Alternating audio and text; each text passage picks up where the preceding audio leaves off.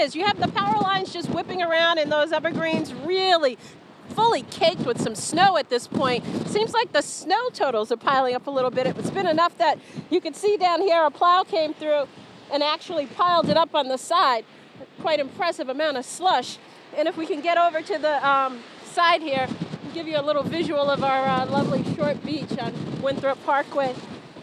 Some serious splashovers starting about right now.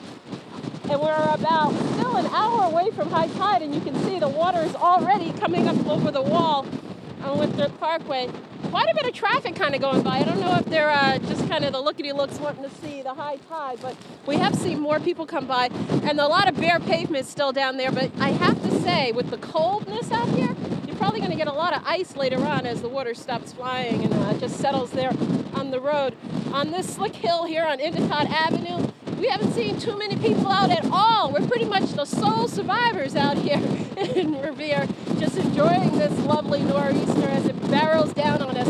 About a quarter of a mile that way are the floodgates, and those, we're not sure if they have been closed yet. It's kind of hard to get anybody at the DPW yard to answer the phone at this point, but we're working on getting an answer about whether that will happen. That will, of course, cut down on any expected flooding out here.